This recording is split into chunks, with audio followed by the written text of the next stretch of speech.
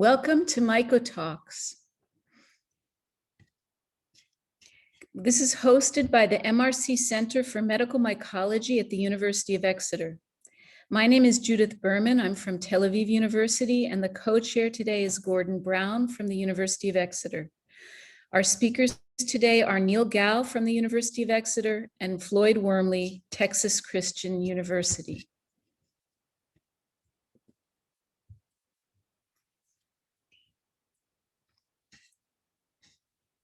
Oh, I'm sorry. I should have said that the MycoTalks are organized by the committee shown at the bottom of this slide with assistance in running the event from the MRC Center staff.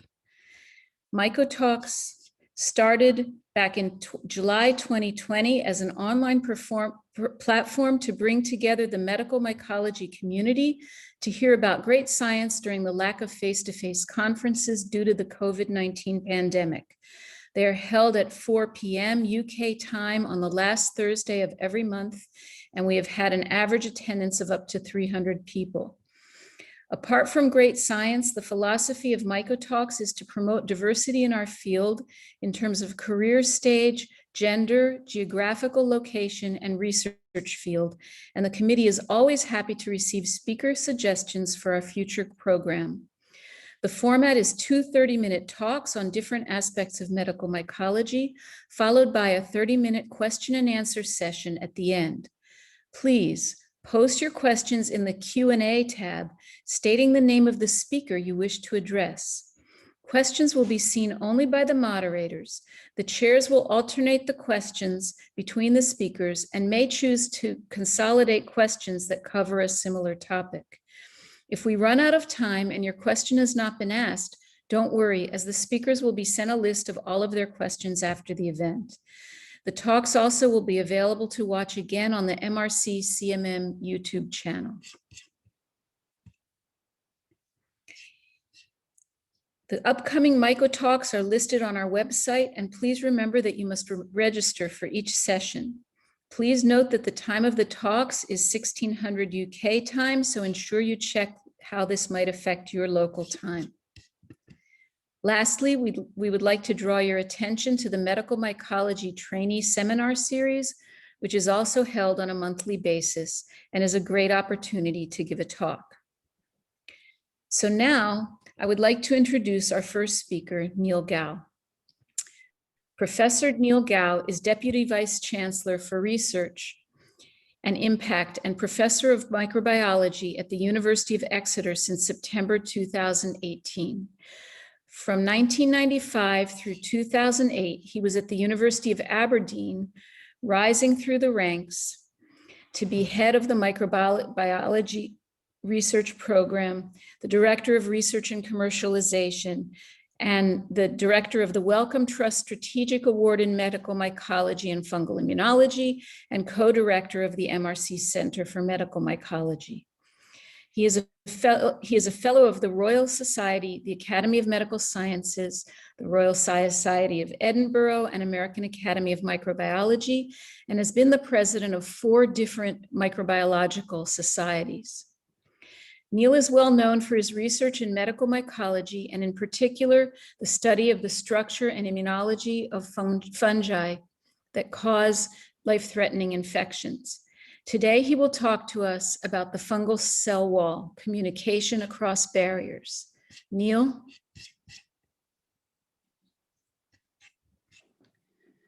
Thank you very much. I'm just going to share my screen, and I'm afraid I think something's changed. So I'm going to ask you if that's all right. Are you seeing my screen?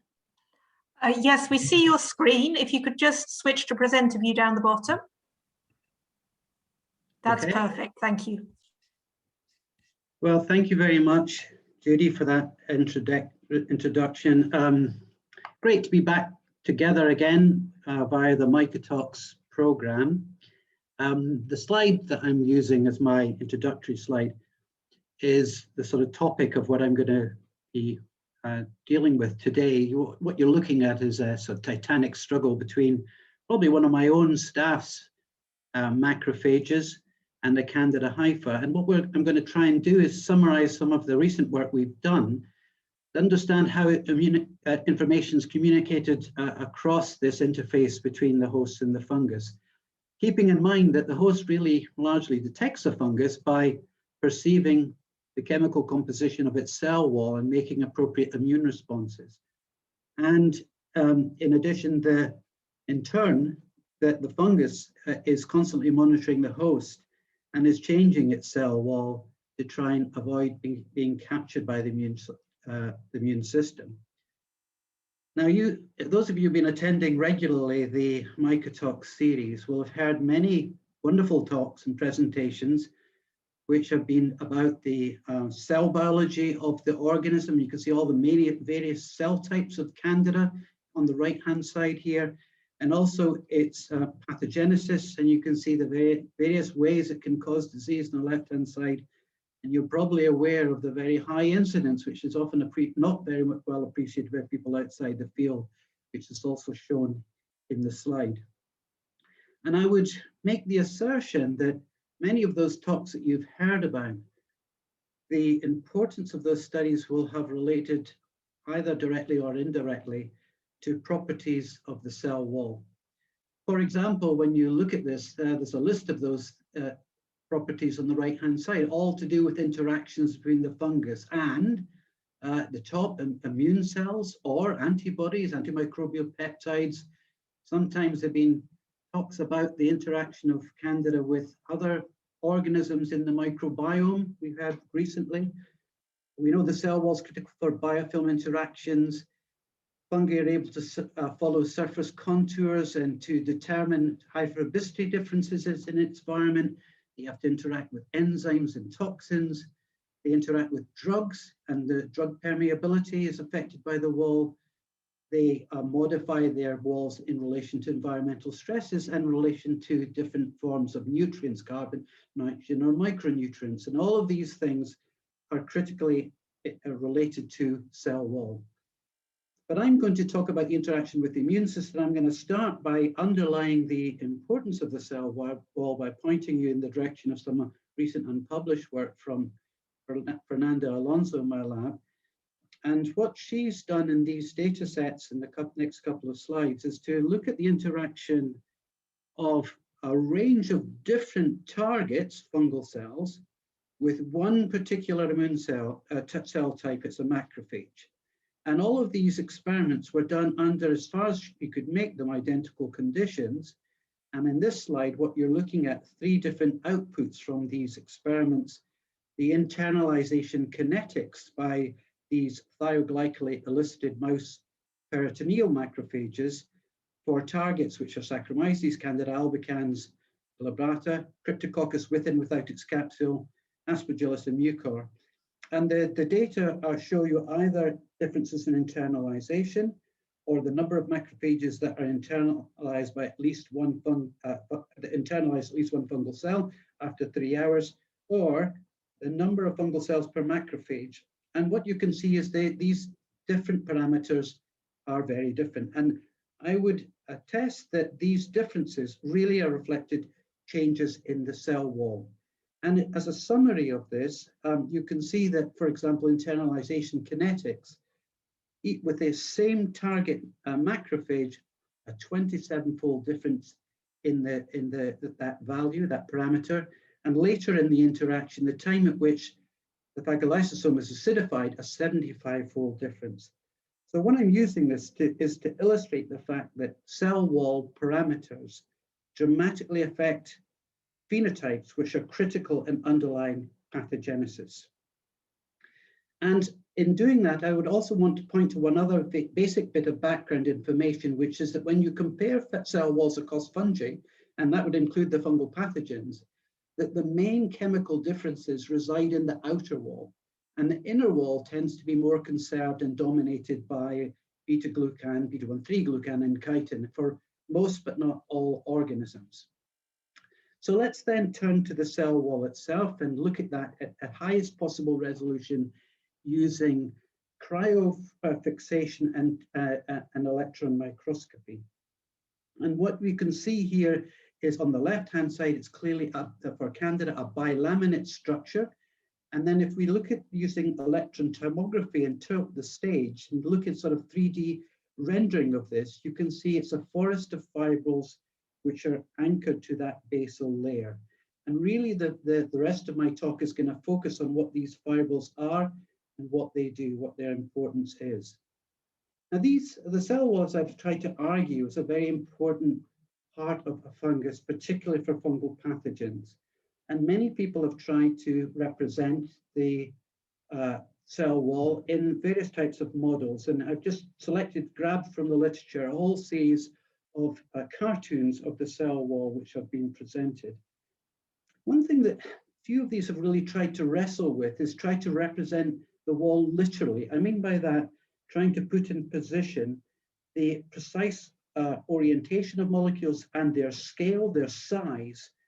And what we've tried to do is to try and create a model which gives you this scalar dimension to the wall. And I'm going to then describe a few pieces of recently published data for this. And the bottom of this slide is another tomogram where we're sectioning through the cell wall, and you can see you can build up a volumetric measurement of electron density. And if you look right underneath that, it's a very high resolution. And we also complemented these studies by using various enzymes to digest the wall. And what we found was that monosidase enzymes destroyed these fibrils, whereas proteases have relatively little effect. And also when we compared the images of the cell walls using various mutants we've made in cell wall glycosylation, when we had mutants which were affected at the outer chain N-linked manans, these were bald mutants. And these bits of information led to the hypothesis that these fibrils literally were the N-linked manan outer chains. So in tomograms that we've shown, I've isolated one particular fibril here, and what you can see there is it looks like it has a sort of spine and branch structure. You can see that individual fibril here. And this spine and branch structure in terms of its molecular dimensions coincided with exactly what we expected by other people's published data using NMR studies of N-manans in terms of the distribution and sizes of these various linkages. And they're represented in the cartoon here, which shows you the outer chains, and then underneath that, the triantenary complex, which is amide linked to the polypeptide backbone. So this is assembled. So here it is showing the various enzymes or gene families which are required to articulate the formation of a fibril. And you can see actually there's quite a range of single enzymes and gene families which collectively generate this structure. So putting that together, we produced this scalar model, and here it is. And in this scalar model, the work by Megan, Al Brown, Prashant Prasudit, and others, what we have tried to do is make the molecular dimensions and the distribution of each of the components as precise as possible. And if you're interested in this and you download the publication, you'll find that there's links to a toolkit, which are the icons we've used in this model. And if you like, you can fiddle around with them and use the icons for chitin, beta-glucan, proteins, etc., which are all in molecular terms as precise as possible. And you can reconstruct your own models if that's something you'd be interested in doing. Now, another thing about the model is it in itself leads to some predictable or some predictions that we could make. For example, where are the proteins in the cell wall? And you can see from that they're in two places. Obviously, they're in the cell membrane, and often they're held up as a process through the cell membrane, but their final docking place is here in the model, just underneath the fronds of N-manan. Now, this was tested directly by Fiona Rudkin when she was a PhD in my lab. She was actually engaged in a different project to make recombinant monoclonal antibodies from single B cells that had been donated from patients who had suffered from a fungal infection. And they've been cloned and expressed in hex cells, and they've been raised against various proteins. So as an example of this, I'm just going to show you a number of images. And on the left-hand side, the images at the EM and light microscope level of a protein called HYR1, which stands for highly regulated protein, a gene which was originally identified in Al Brown's lab a number of years ago. And you can see, if you look to see where the colloidal gold particles are, is they are indeed in the membrane as it goes through there, and then their final docking place underneath the forest of fibrils.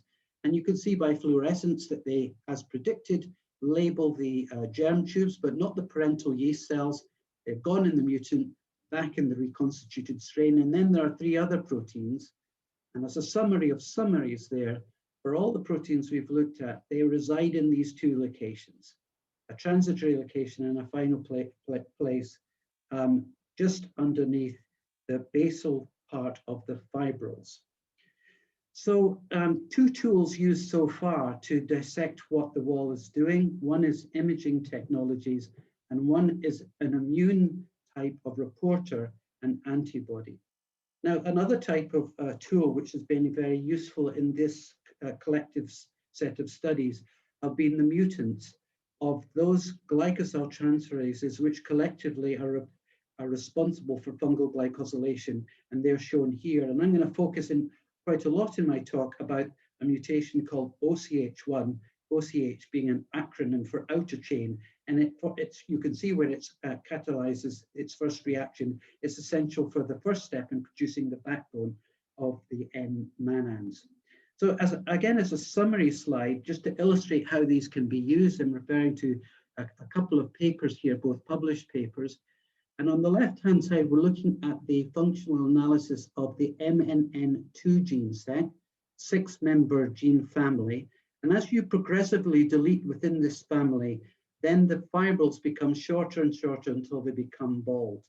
And what we noticed, which is perhaps predictable, if you look for an immune response based on cytokines induced in human monocytes, in the native cell wall, it's trained mainly on manans, but as you remove the fibrils, it becomes increasingly trained and dominated by the signal induced via dectin-1, which is perceiving the underlying beta-1,3 glucan layer in the basal layer of the wall. And on the right-hand side, if you understand the subset of interactions which collectively are responsible for communication across this boundary, in this case, perception of O-manans, N-manans, and beta-glucan, and you switch them all off at the same time, and you can do that using mutations on either side and blocking agents, as we have here, you can essentially shut down that immune response till there's no immune perception at all of the cell wall. And most recently, we were adding to this collection, about to submit a paper based on the MNN1 gene family, which will more or less complete our analysis. So tools, another tool to add to the collection were mutants. And the final tool I want to introduce are tools based on another immunological opportunity, which are the pattern recognition receptors, which are used by the immune system itself in inducing appropriate immune responses. And you can see here that there's a lot of them which perceive fungal cells, and all those which have a little pink circle with an M in there are receptors which are responsible for articulating with mannan. So a great deal, a large number. We can maybe ask the question why it is so many are trained on that particular set of molecules. So what we can do is take advantage of the methodology developed by Gordon's Brown lab, where the carbohydrate binding domain is spliced onto the Fc tail of immunoglobulin G. And to that tail, we can then add a fluorophore or a colloidal gold particle, which will enable us to image the binding event at either the light or the EM levels. And from this, we've been able to show exactly where immune recognition has its origin in the cell wall under a range of conditions, for a range of different cell types, for a range of different organisms grown under different environmental situations. And this has led to some novel observations, which are summarized here, and I'll just select a few from this paper published by Ingrida Vendelli and the rest of the lab in PLOS pathogens. So in the first one here, we can see, first of all, that binding can either be diffusely found across the whole surface, for example, for Candida cruzi top left, or alternatively, sometimes binding exists in clusters. And you can see that both in the light microscope and the EM level for dectin-2 binding, something which we don't fully understand as yet. In addition, we can see for some ligands for binding, they are highly developmentally regulated. So for example, bottom left, you can see that the mannose receptor has a much stronger avidity for the germ tube than the parental yeast cell, and dectin-1 much more trained upon the bud scar, which is more naked and less covered by outer mannans than other parts of the cell surface. In addition, we found that there was actually no real simple correlation between parameters which we thought potentially could be related to the efficiency of binding of a receptor, such as phylogeny. So top left under A, you can see there's a dendrogram with a number of yeast species, Candida species and Saccharomyces. And what you'll notice there is that very closely related organisms such as Candida albicans and Candida dublinensis didn't necessarily track one another in terms of binding to these three different pattern recognition receptors. So other details of the chemistry of the wall were more important than their relative phylogenetic distance to each other.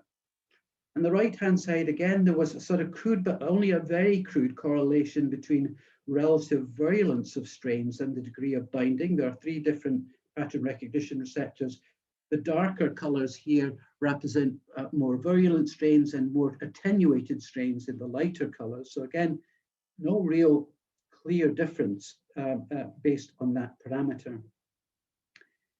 And we could also use this to look at a single parameter, a single cell grown under different conditions. And this underlines the highly regulated nature of the cell walls under different conditions.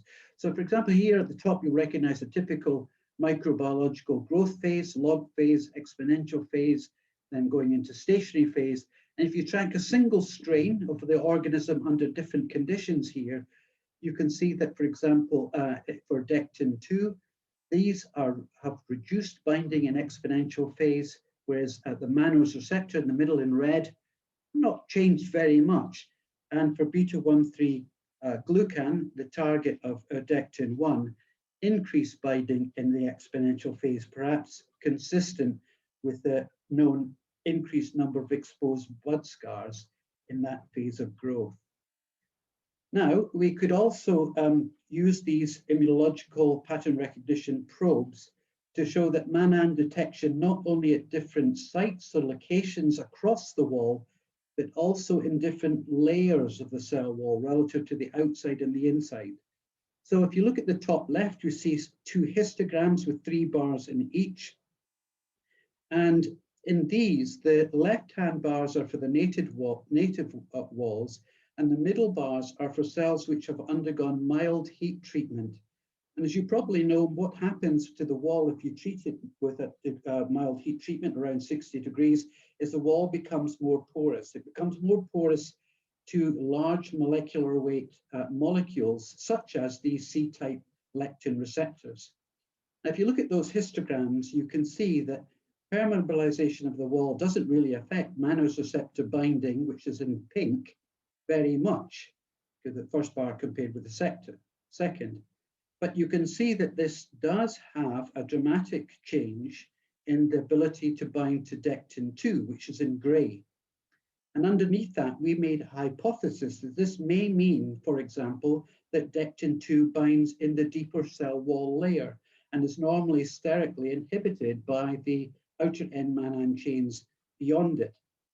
And this suggested in turn another hypothesis that dectin-2 therefore perhaps might bind to the tri-antennary complex. And you can see that on the left-hand side, where it would be expected to be and where they are in the M-mannan architecture.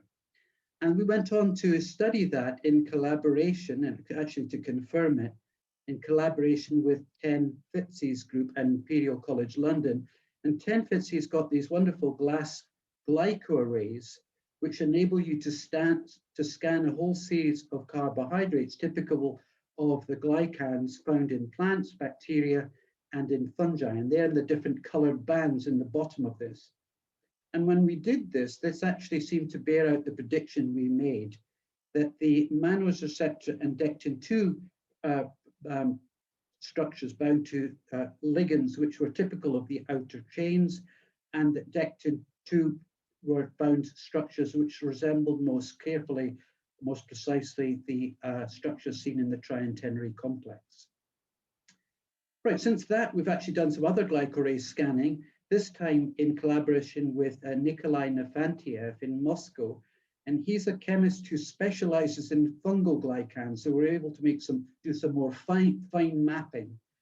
And this is unpublished work, but we have in this, for example, been able to identify the strongest binding ligand found to date for the C-type lectin DC sign. And so it gives us a way forward to be able to continue these sorts of studies. Now, most recently, we've also used these tools, these immunological tools of these FC lectins, to ask the question, what might be the entire fungal gene set which affects pattern recognition receptor binding? So the way we've done that is to use libraries, the two libraries which have been generated in a haploid background. One of these is the piggyback library generated in Yui Wang's group.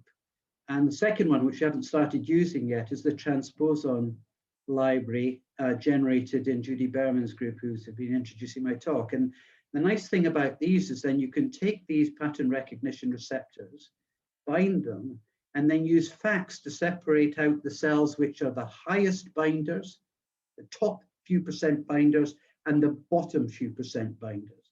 And then you can look to see what are those binders and sequence them. And we predict that these would identify in a non-biased way, predicted glycosylation genes, of course, but perhaps also genes which are concerned with the regulation and the masking of the cell.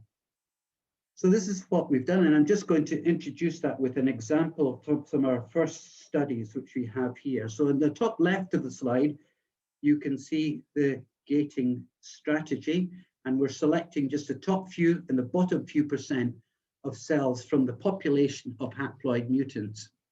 And then underneath that, there are a series of dots, and the ones in red circles are the high and the low binders. And it's very small print, so you may not be able to see it, but the one I'm highlighting with a little arrow at the bottom, which came out of this, is the one I'm going to talk a little about. But of those which you've collected, I just want to point out, if you run those genes through a sort of Go annotation, what you find are genes which are involved in membrane functions, some which have been implicated and published in context of biofilm formation. Some are uncharacterized ORS, which are very intriguing. But the example I'm going to focus on here is the one we found in well 7A4. And that identifies a gene called HOC1, HOC1. HOC stands for homologue of OCH1, and you can see bottom right, it's one of a group of 4 genes or gene products which are involved in the elaboration of the backbone of N-MANAN, the alpha-1,6 backbone. And if you look at the top right, when you look at that HOC1 binding with these probes, you see that it's affected in the binding to the mannose receptor and dectin-2. So that is involved in the articulation of the ligand for these two receptors, less so for DC sign, and that dectin-1 binding is increased, which is probably as expected because it's depleted in outer N-MANAN. So what we hope is this type of approach will allow us to do this to saturation and reveal the complete subset of genes which are collectively responsible for the assembly and the regulation of specific immune receptors. All right, so the last set of data I want to turn to in the last couple of minutes is asking a functional question about the role of the N-MANANs. And a good way that you can do that is to use the N-MANAN mutants, such as OCH1, which I've mentioned before, the outer chain mutants. And you see what the phenotype of that would be. Now, when you look in the literature at those subset of publications which are already out there, which have used OCH1s in their studies, you find that they have actually generated quite different results in different labs. Some labs found that in the OCH1 background, the immune recognition was increased, and that suggests that N-manans probably acted as an immune shield. Whereas others reported a loss of cytokine induction, suggesting that the OCH1 had depleted the cell surface of important immune agonists. So we were intrigued and concerned about this. How could it be acting in both these ways in different conditions? So Mavna Yadav in my lab therefore set out to study this, but what she did was construct or select mutants OCH1 in 4 species, albicans, glabrata, dublinensis, and also Saccharomyces, and then studied immune induction by cytokines in 2 different cell types. You can see in the top there, the monocytes, human monocytes, and also in macrophages. And what we saw was in all 4 mutants from different organisms, the results were always consistent. When we screened against macrophages, the OCH1 mutants always induced less cytokine. There was always less cytokines from monocytes, but always more cytokines from macrophages.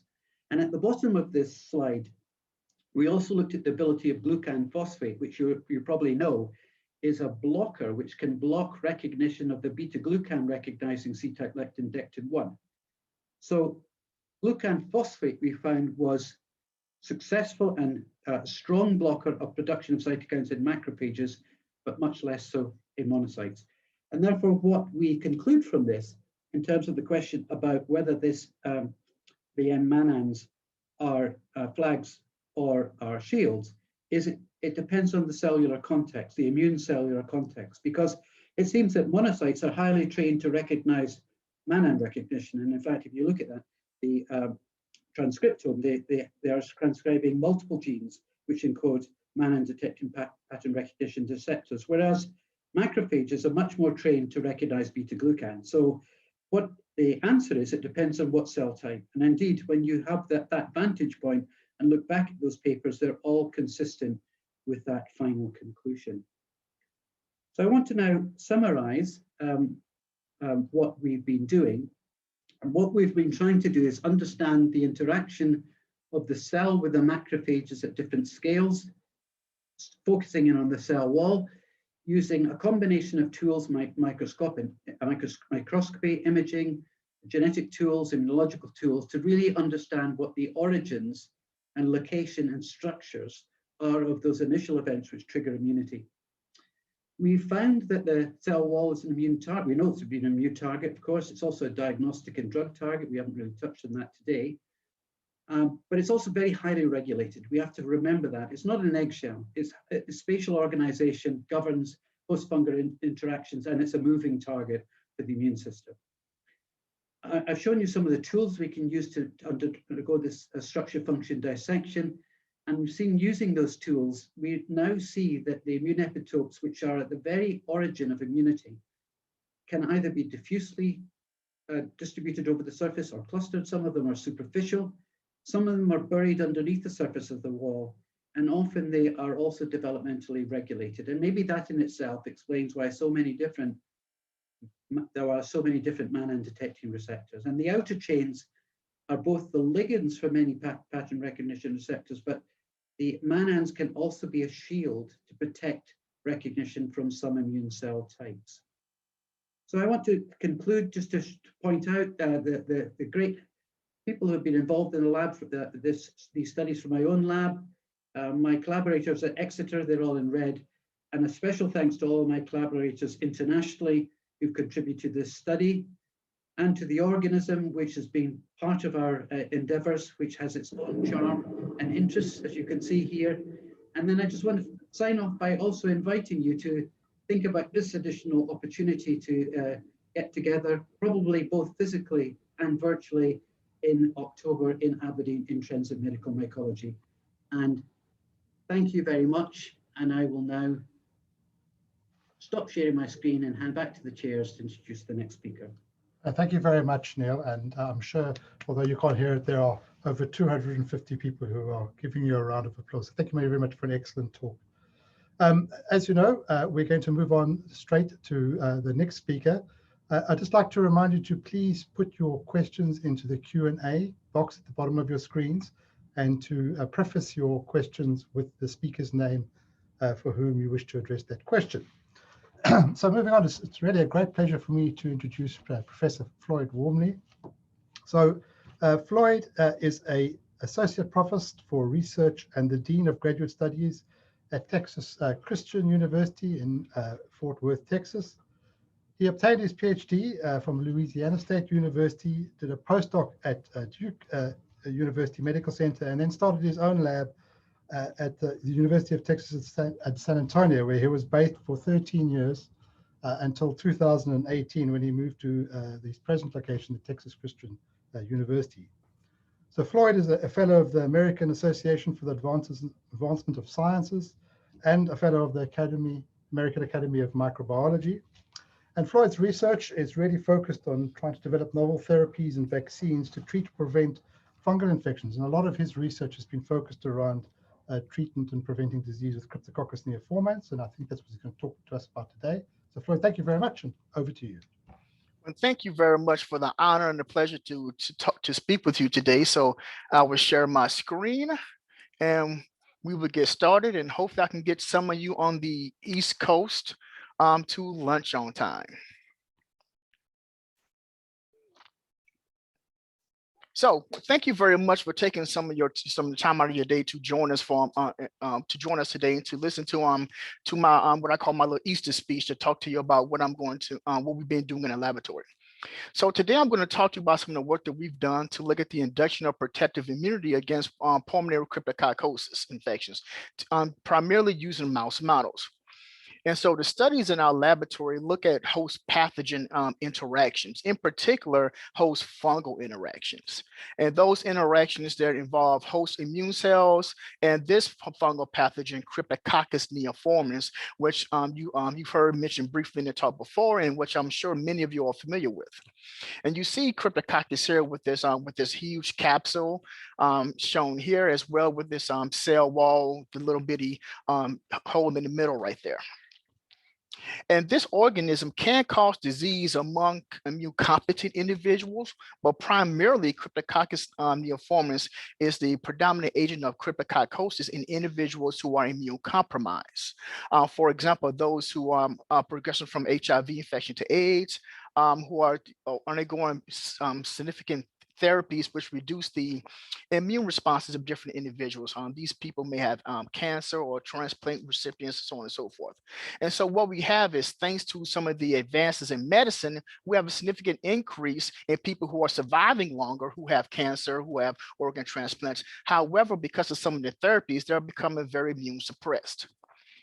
And so cryptococcosis primarily affects people, for example, HIV infected patients, individuals undergoing extensive corticosteroid therapy to prevent organ rejection, or those undergoing aggressive chemotherapy, and responsible for around 15% of AIDS-related death worldwide. Now, it is a ubiquitous organism. It is everywhere. And so most of us have breathing this in maybe right now. We are seropositive. We were to test everyone for it. But typically, once you inhale it, it gets into your lungs, and it really doesn't do much. You die of what I call normal causes: too much smoking, too much alcohol, eating too many fatty foods. However, if you are immune compromised, it can cause a fungal pneumonia, as shown here. And this organism has a unique predilection to travel from the lungs to the brain, where it can cause fungal meningitis or meningoencephalitis. And so typically, like I mentioned before, if you are immune competent, you have no problem. You're able to induce a protective TYP1 type immune response, which is seen by the induction of cytokines such as interferon gamma, interleukin-2, TNF alpha, and you're able to induce protective antibody isotypes, as well as macrophage activation that can actually contain and kill the organisms. However, what happens if you're immune compromised and you don't have any T cells? You don't have any T cells to induce this protective immune response from T cell responses, or you don't have these T cells inducing those protective antibody isotypes. So what do you do then, particularly if your goal is to reduce cryptococcosis in individuals who are immune compromised, but they have very limited immune systems? And so one thing that we did years ago when I was a postdoc at Duke University was create this interferon gamma producing strain of Cryptococcus neoformans. And this strain selectively induces T cell infiltration to the lungs, as well as infiltration of phagocytic cells. So we have these cells coming into the lungs, and these cells are of the protective T-upper-1 type phenotype. And so they come into the lungs and they work together to rid the infection. And the mice that we gave the strain to are protected from infection. And you can see that here, where if you look, if we were to give mice intranasal infection, experimental pulmonary infection with the wild type strain H99, they all succumb to the infection. However, if we infect mice with the interferon gamma producing C neoformans strain, they all survive the infection. Then if you take these mice, and when we look at these mice, they have sterile immunity. They all have rid themselves of the infection. If you come back 100 days later, 70 days later, 120 days later, and you infect these mice with the wild type strain, what you see is that these mice are now are able to rid themselves of that wild type infection. Again, those wild type yeast do not express interferon gamma. So we were able to show the ability to induce protective immune responses in this mouse model using this interferon gamma producing strain. So if you look at what's needed to induce a protective immune response, so if we look at the induction phase of the vaccine-mediated immune response, and that is when you take immune competent mice, in this case biopsy mice, and you give them the intranasal infection with this interferon gamma producing strain, you see again they're protected, shown here in green. We see that we use B cell knockout mice, that these mice are also protected, suggesting that antibodies really don't play a key role in the induction of protection, at least in this model system at this point. But then if you use T cell knockout mice, these mice do not have any CD4 positive or CD8 positive T cells. What you see in these mice that they also come to the infection, suggesting that T cells are very important to the induction of the immune response. Take this a step forward to say, well, do you need CD4 positive T cells? Do you need CD8 positive T cells? So if you look here, we repeat this experiment. And what you can see is if we were to infect mice with the interferon gamma producing strain, we see that if we deplete nothing, these are isotype control treated mice, they all survive the infection. If we deplete one or the other population, we deplete CD4, but we have CD8, or we deplete CD8 and we have CD4, that these mice are able to still mount a protective immune response against the interferon gamma producing strain. However, if we deplete both populations, kind of like what we've seen before in the T cell knockout mice, they succumb to the infection. We fast forward and look at the anaptic phase of the immune response. When we immunize mice, either non-protectively with heat kill organisms, or we protectively immunize them with the interferon gamma producing strain, wait 70 days, and then either deplete nothing, we give them isotype control antibodies, or we deplete one or the other. We see that, of course, those mice which were given a heat kill, which were immunized with the heat kill organisms, they succumb to the wild type infection. But if we deplete one or the other, and of course we're using the CD4 T cell depletion in order to mimic what we see in AIDS patients, we see that these mice are able to survive, which is encouraging news, suggesting that you can vaccinate an immune competent host, and then later, once they become immune compromised, that if they don't have any CD4 positive cells, that those cells that are there are able to pick up the slack and induce protective immune responses. So the next thing to do to wrap this up is to show, well, what happens if we immunize immune competent mice, wait 70 days, and then deplete both populations of T cells? Will we again show that you need to have T cells for the induction of this immune response? My thought was the answer would be yes, and then we'd be able to put a bow on this and move on. Well, what we find is that if we were to do that, and I will focus on what we see here in blue, that if we immunize the immune competent mice with the interferon gamma producing strain, and then 70 days later, we deplete both populations of T cells, CD4 and CD8, what you see is that we still got 80% protection. Again, we repeated and showed if you deplete one or the other, the mice live. But when we deplete both, we still got 80% protection. So my original hypothesis was not correct. However, not to be alarmed, what I'm thinking at this time is when perhaps what we did was we induced protective antibody responses. And so let's do this study and let's see what happens when you immunize B-cell knockout mice and then wait 70 days and then deplete the T cells, infect them with the wild type strain. What you should see is that all the mice succumb to the infection because B cells are important. So that's my second hypothesis. And to make a long story short, I was again incorrect. So what you see here is that if we take B cell knockout mice, immunize them with an interferon gamma producing strain, wait 70 days, give them isotype control antibody, infect them with the wild type strain that does not produce interferon gamma, they are 100% protected. If we were to take these same mice, but then we also double deplete them of the CD4 and CD8, we got 90% protection, which is better than the 80% protection that we saw when we just depleted the when we just depleted the CD4 positive cells. So we're actually getting better. And so this is telling me one or two things. Either I don't know what I'm doing, either there is a logical explanation, or then again, it could be both, that I don't know what I'm doing, but there still is a logical explanation. So one thing that we know is that when you're looking at when we look back in some of our studies on immunology, we tend to think of things as yes or no, black and white with immunology. At least we used to. So one thing that we know about the cells of the innate immune system, which includes monocytes, macrophages, neutrophils, natural killer cells, so on and so forth, that they have no memory responses. But whereas the cells of the adaptive immune response, which include T cells, B cells, so on and so forth, that these cells have memory type responses. The second time they see an antigen or a pathogen, it has a much quicker response, much more advanced response, and then we benefit from this. However, there were some very remarkable studies that were done by Mia Natea's group years ago, which was honed in on this trained immunity, a memory for innate host defense, showing that it's independent of T and B cell adaptive responses and increases the resistance to reinfection. And when you look at the type of cells that are involved in this, it includes macrophages, NK cells, so on and so forth.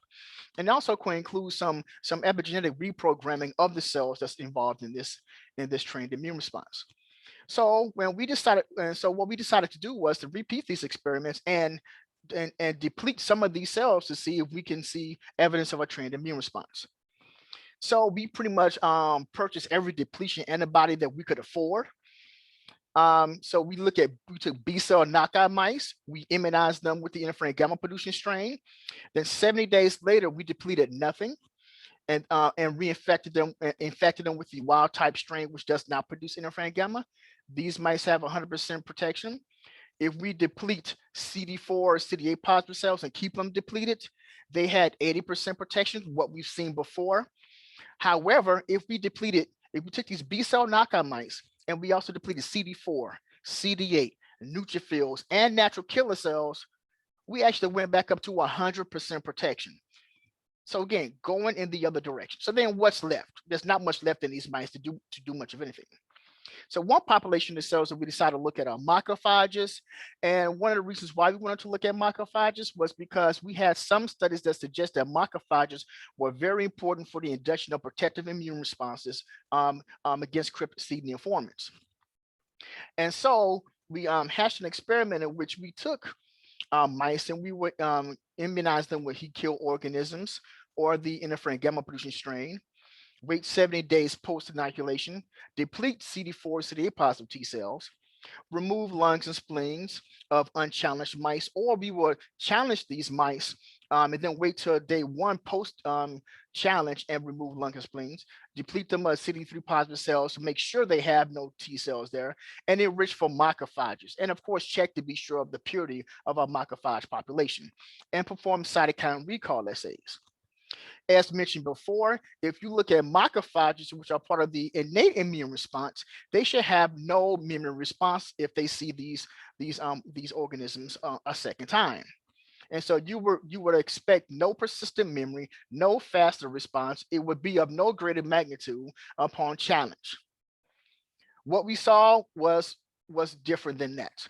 We see that if we isolate macrophages from the interferon gamma immunized mice, and we get these macrophages from either the lungs or the spleen, and we culture them with calcineurin strain, which has the same surface expression as wild type H99, except it doesn't grow at 37 degrees, so it doesn't grow and overtake the in vitro culture.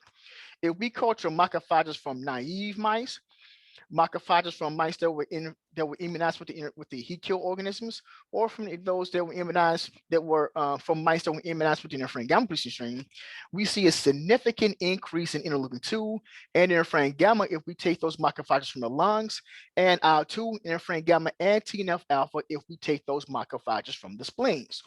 So we have a more persistent and increased response to challenge, something that you should only see in memory cells. And of course, we checked to ensure that these macrophages were indeed producing TNF alpha, interferon gamma, and IL-2, as we see here, that they are producing these cytokines. And if we look at some of the activity of these macrophages taken from mice that were immunized with the interferon gamma producing strain, or mice that were immunized from heat kill with these heat kill organisms, and we look at how they respond to Cryptococcus, we see that those macrophages taken from mice that were immunized with the interferon gamma producing strain now are better able to bind to Cryptococcus and better able to internalize Cryptococcus. One thing that you noticed in the previous talk, that it didn't seem that macrophages were bind up Cryptococcus neoformans all that well, but we see here a significant increase in the ability of these macrophages to internalize Cryptococcus.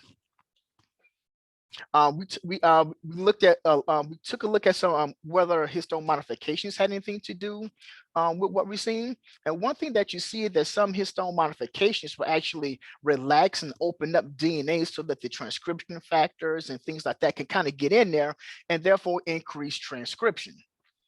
So if we look at what would happen if we were to inhibit some of these histone modifications, in particular looking at some histone methylation, we see here that if we repeat this experiment and we take macrophages from naive mice that were immunized with heat kill organisms, or from mice that were immunized with the interferon gamma producing organisms, we see that if we were to add GSK, which is a histone 3 lysine 27 methylation inhibitor, or mice that were in cultures that received the MI2, which is a H3K4 methylation inhibitor, we see significant decreases in interleukin 2 and interferon gamma and TNF alpha production by these macrophages. When we look at inhibitors of H3K9 methylation, we see a decrease in TNF alpha from these macrophages. Another thing that's important to the activities of macrophages is phosphorylation of STAT1, which is in a pathway when you stimulate interferon gamma, and then the pathway that gives you a lot of responses. So we see here when we take these macrophages and we culture media alone, we do have total STAT1, but no phosphorylation. We add the calcineurin mutant, we get phosphorylation of STAT1. But if we add some of these inhibitors, we get a mitigation of an abrogation of the phosphorylation, which we do not see when we add the UNC. So it seems that some histone modifications may be important to what we see here.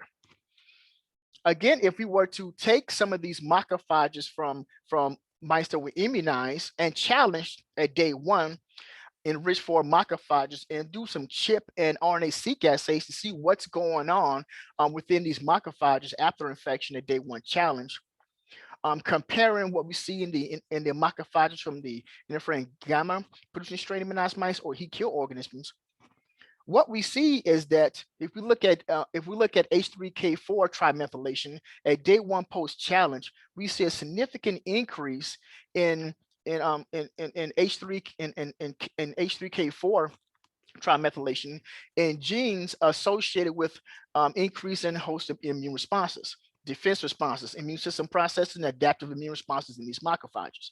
And if this is true, what we should also see at day one is an increase in transcription with some of these pathways. And we do see that if we look at these RNA-seq results in these macrophages, we do see significant increases in chemokine activity, inflammatory responses, cytokine activity, defense responses, so on and so forth. And we have a number of genes listed here, which include interferon gamma, ERF1, STAT1, which we see a significant increase in those macrophages that were taken from the interferon gamma producing strain immunized mice. We see a significant increase in these in multiple genes. If you're like me, you have no idea what all this stuff means.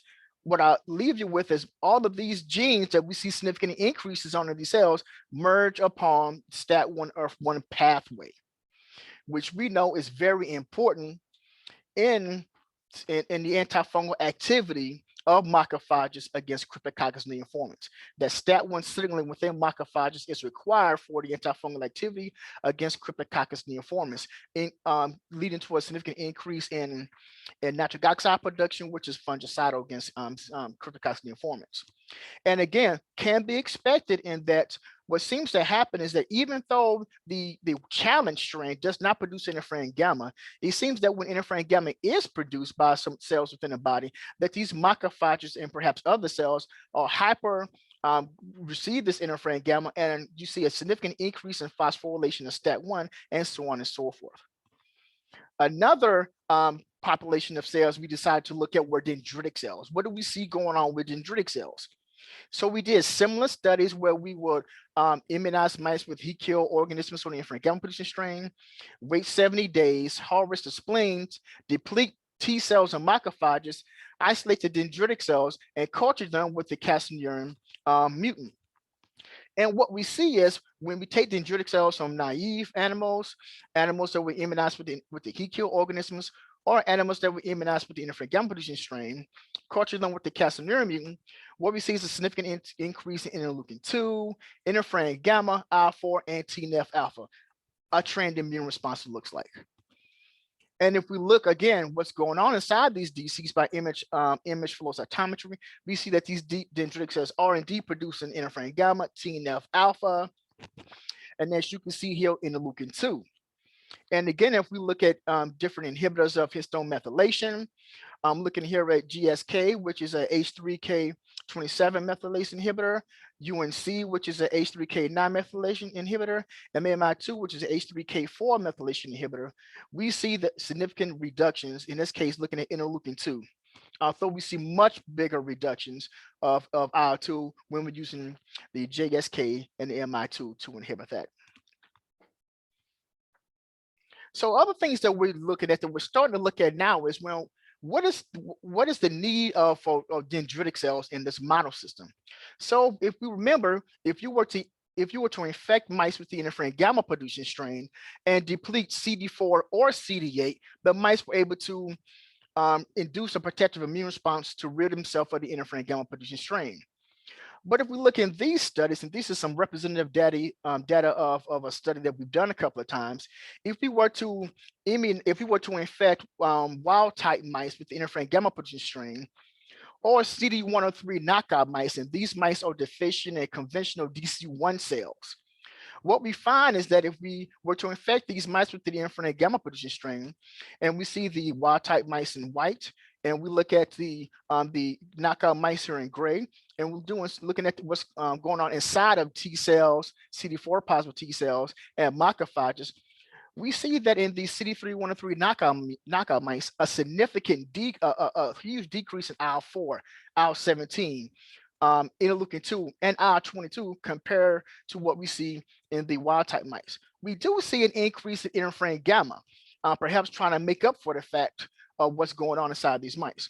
If we look at CD4 positive cells, a couple of things that's interesting here is that we see less interferon gamma being produced in these mice, and much more interleukin-13 being produced by CD4 positive T cells in these mice.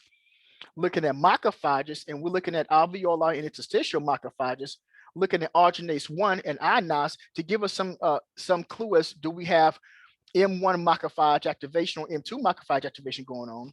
We see that in our wild type mice and in our knockout mice, whether we look at alveolar or interstitial macrophages, we do see that they are both producing arginase. And we see, but we only see inase production in wild type mice. So when we don't have CD103 positive conventional DC1 cells, there seems to be no inase production going on. If there's no inase production going on in the macrophages, we know that these macrophages are not going to be able to handle the fungal burden. So the question becomes, although if we get rid of one or the other, are these cells able to induce a protective immune response, or is it because we still have these dendritic cells there? And that the dendritic cells are really key in inducing a protective immune response if they are interferon gamma primed. So we're still designing some experiments to look at, is it really a key role for one or the other, or the key role of dendritic cells in this model system?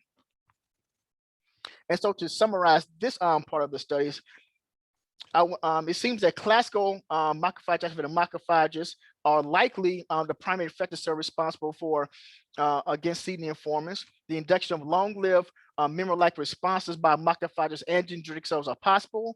Epigenetic modifications within macrophages and dendritic cells seem to be associated with these innate memory-like responses, but that immunization strategies can be designed to induce protective immune responses against Cryptococcus, which is good if you're thinking of creating a vaccine.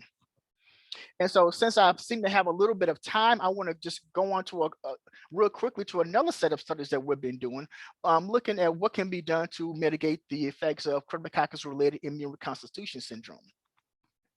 And so, as many of you know, iris afflicts upwards to 66% of HIV-positive patients with a prior diagnosis of cryptococcosis who begin antiretroviral therapy. And some things that can be done in these patients is that you can delay the initiation of the antiretroviral therapy, because if you don't have a real robust immune response, you may not get the inflammation in the brain and so on and so forth that's associated with C. iris. However, that allows the HIV to continue to do what it does to diminish the immune response.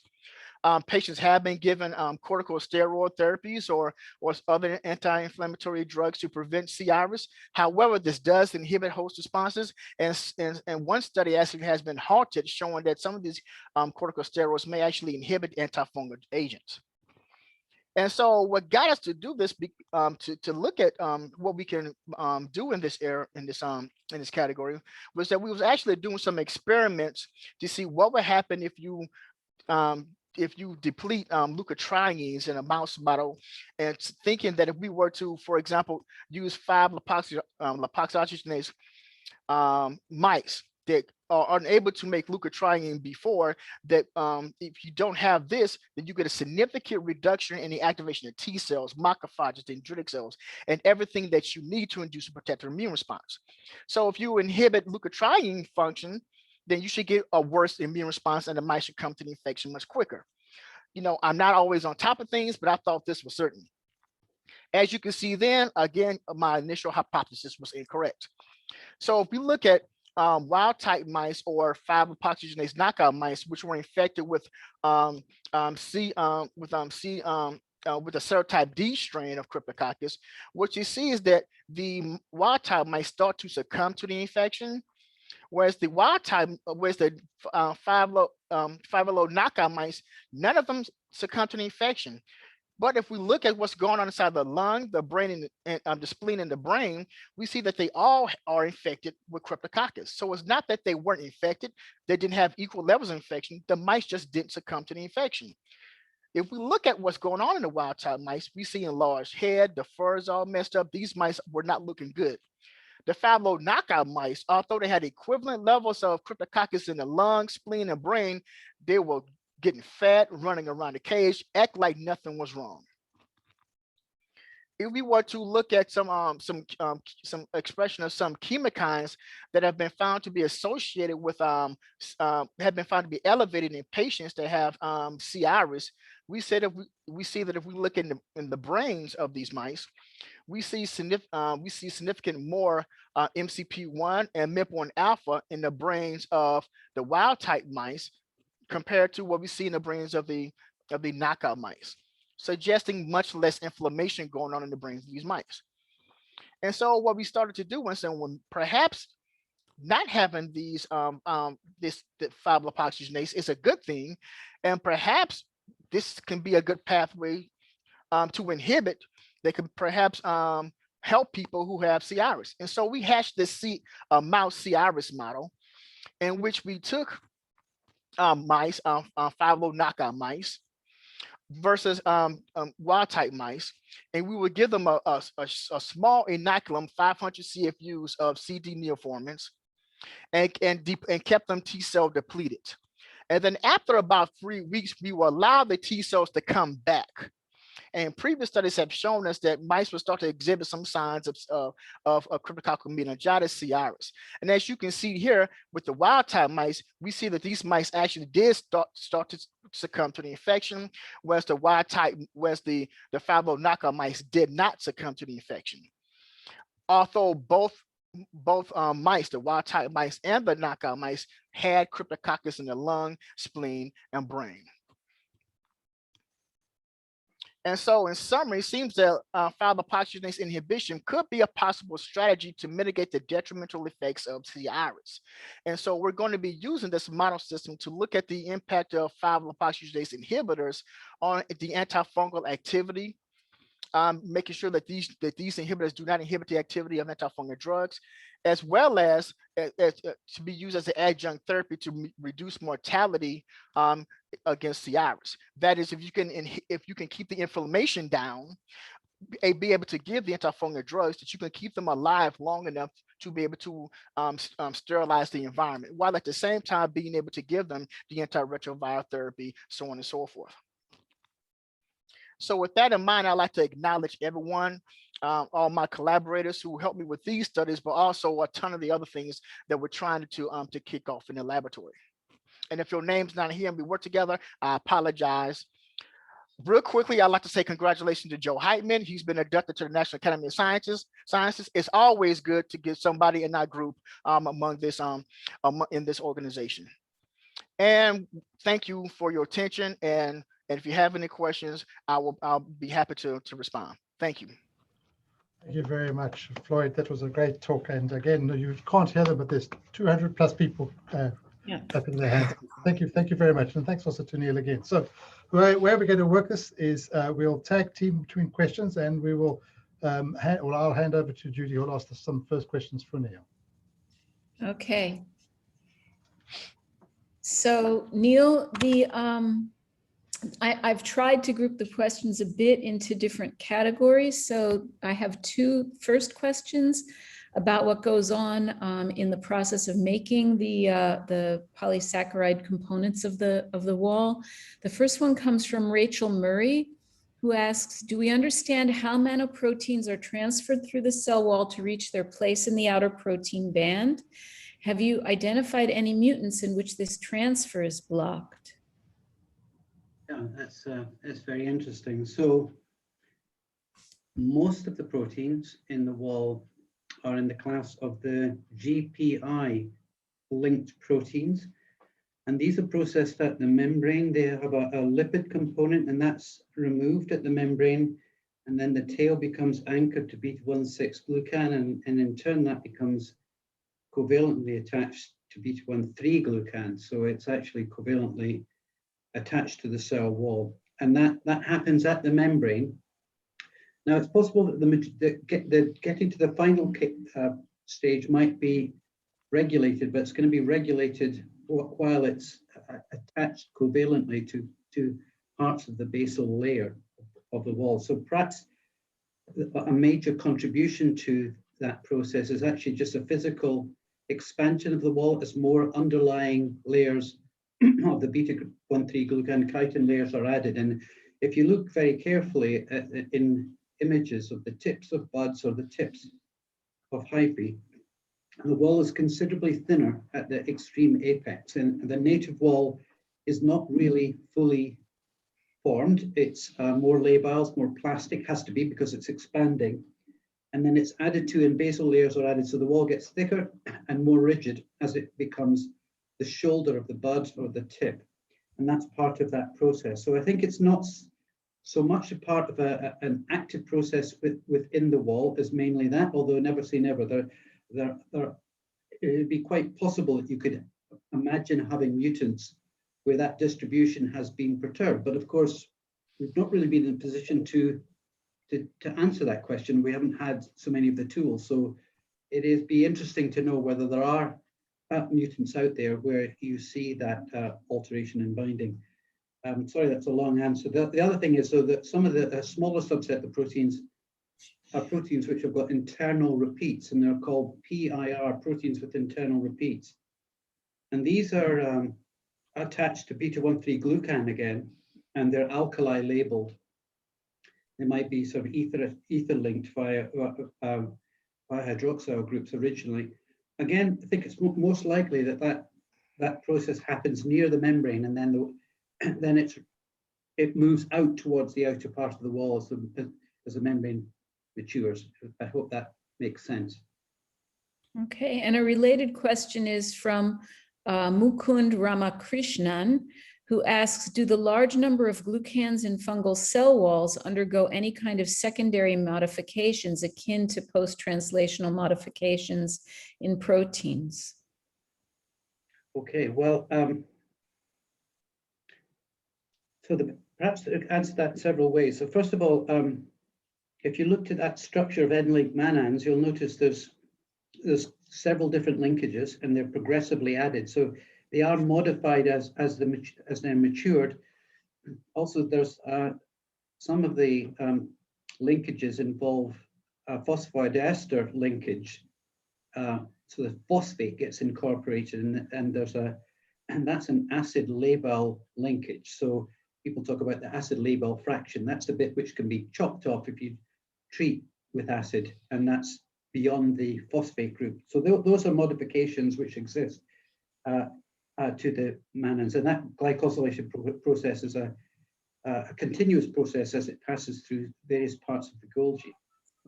The other thing I just want to mention perhaps is that things like glucans and chitin, for example, it's tempting to think, well, you know, in the textbooks you'll see it's one linkage, beta-1,3 link glucose for beta-1,3 glucan, or chitin, also a single linkage and a single sugar. But that doesn't mean to say that actually the final product in the wall is always going to be the same, because these components can be branched.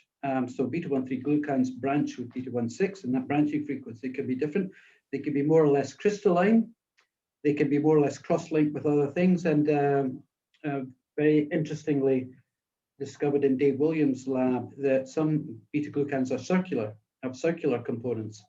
So actually, although it seems to be a very uniform molecule, there's actually quite a lot of diversity in the structure of those components, which would make a difference to the binding to pattern recognition receptors. Okay, Gordon, you want to pick it up? Yeah, Floyd. So I'm going to combine two questions here. So the first question is related to the time of the harvest of the cells following gamma immunization with your strain. Have you done later time points to see whether it lasts, this immunity lasts for a long period of time? Is this immunity specific for crypto, or can you get protection against other infections? And then if you just use gamma itself, does that do the same thing? And so we've looked up to 150 days post-immunization, and we still see the protection, and we still see the trained immune response. After 150 days, it gets quite expensive. And so the other thing is, if we were to look at, if we were to take cells as early as 60 days upwards towards, we've looked at 120 days, we do see the recall response. And the other thing is, our lab has not tried using the recombinant interferon gamma, but other labs have tried using recombinant interferon gamma to induce protection. And what they've seen is that there was a reduction in fungal burden in the mouse model, but they did not get the 100% protection that we see in our model system. Also, interferon gamma has been given to patients, and they have seen better responses in patients that they give interferon gamma to. Okay. Can I then just quickly follow up with another question before I hand you back to Judy. So there's two questions around about the CD103 knockouts. The first was related to the fungal burdens in these animals. Did you have altered fungal burdens? And the second one was, do you know what the antigen presenting cell is that's occurring in the absence of DC1s in the CD103 knockouts? And so we did look at fungal burden, but the issue is at the time point that we can observe the M1, M2 response, which is early in infection, is a time point that we really don't see a break in the a difference between wild type and knockout mice as far infected with the interferon gamma producing strain. So we looked at them and the fungal burden was equivalent, but it was expected because we really don't see that break until you get post day 10. And we look before day 10 to see what it was. The other piece was at this point, we don't know what's taken over. We do know that, again, the macrophages seem to be going towards the M2 activation response. We don't know what's going on with the B cells right now, but we will be looking at those sort of things. Okay, thank you, Floyd. Judy. Okay, so we're going to move on to the diversity and variability in the cell wall structure. The dynamics of it is certainly really quite mind-boggling. And so first there's a question from Chris Modi, who said, great talk. I'm interested in your comment that heat makes the cell wall more permeable. Does this occur across the physiological range, and does it affect host defense? Okay, yes, interesting. We did a few more experiments in one of the papers I described with the OCH1 mutants to try and get a foothold on that question. The bottom line answer is we expected that majority of this effect would be non-physiological. That, in other words, that you'd have to heat to temperatures well above physiological temperatures before you would see some changes. That was not, in fact, we found there were some differences, and there were also differences between the organisms in terms of the extent to which heat affected their response with the immune system. There we saw similar responses with Candida albicans and Candida dubliniensis, which of course I pointed out are actually phylogenetically quite close, and similar responses with Saccharomyces and glabrata, which are further away. And there were some changes which occurred over the temperature range, or at least measurable changes over the temperature range between 30 and 45, for example, which you might say are broadly in line with maybe the extremes of temperature that you might see in the skin and the deep layer. But of course, in most cases, the temperature profile within body would be much more constrained. But certainly there were some differences. What we did in those experiments was just, first of all, fix the cells with thimerosal and then treated them at different temperatures and then looked at various immune responses. And we did see some changes, which I would say span the physiological range of temperatures. Okay. And along those lines, actually, I have a question, which is how much reorganization that happens during those cell cycle phase shifts is actually because of cell division? And to what extent does a cell give rise to a daughter cell that's similar to what it was like or different from what it was like in an individual cell division? Yeah, there's a sort of series of questions there. I think for these cells were obviously done with, these experiments were done with yeast cells, but also just want to point out that hyphae also mature and that older regions of hyphae don't behave the same as the hyphal tips, which are the youngest regions of the hyphae. But there, yeah, certainly they are actively growing cells, releasing daughter cells with exposed buds and exposed birth scars and bud scars. Does affect, obviously, binding to things like Dectin-1, as I showed. In terms of the other components, I guess the native daughter cell has got a less mature cell wall, it's going to undergo predominantly isotropic growth, during which case there's probably more opportunity for changes in the physical structure of the wall as it balloons outwards across its surface. Of course, the mother yeast cell tends to be a mature cell. So I think the daughter cells have got a different developmental pathway before they become mature themselves. So all of those things are undergoing change at the same time. And then if you layer on top of that the fact that the nutrient environment is changing during batch growth, I can then map that onto studies done by Al Brown's group, for example, who've been looking at the wall as a moving target and looking at the level, the relative extent to which the wall is masking beta-glucan or having exposed beta-glucan. So we can see changes there taking place as well. So yeah, it's a highly dynamic system. Maybe that makes additional challenges for us to decide to understand it. And it means that probably in a clinical infection situation, you've actually got a whole range of cells with a range of different sort of cell structures on the surface. Almost every cell wall will be slightly different from another one. And that might be one of the reasons why the immune system has evolved to have a whole range of recognition elements, receptors, to be able to deal with that diversity in cell wall. Okay, Gordon? Yeah, Floyd. So there's a question from Paul Friedel about, have you depleted macrophages with clodronate to see if they have an effect? And then a question from me that's related. Have you tried transferring macrophages from immunized mice to see if they confer protection? And so we tried using the clodronate, but we found when we used, at least in our hands, we not only depleted macrophages, but we also had a significant decrease in other APCs like dendritic cells and B cells. And so for us, it wasn't specific enough. But what we did do, in some of our studies, we actually had mice which had STAT1 signaling inhibited just in the macrophages, and we saw in those mice that they did succumb to the infection faster. There was a significant increase in fungal burden. So it seemed that specifically being able to induce classical macrophage or M1 macrophage activation macrophages was very important. We did do some earlier studies where we did some adaptive transfer of macrophages into mice and then infect them with the wild type, and we saw early on a significant decrease in fungal burden. But in those studies, we only did the adaptive transfer one, and when we looked further along, the fungal burden came back up.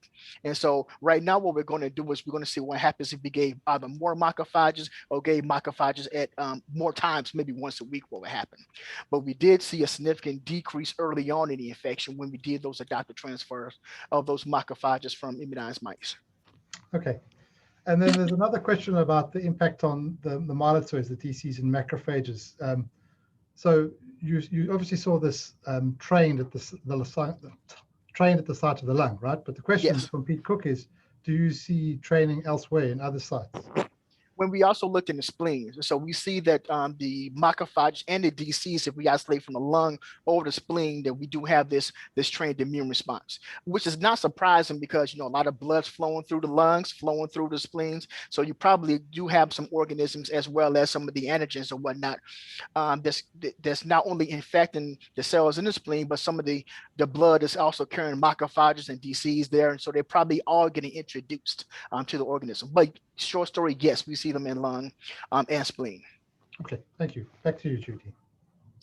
Okay, we have several questions about cell wall structure that I think I'm going to try and just list so that you can respond to them together.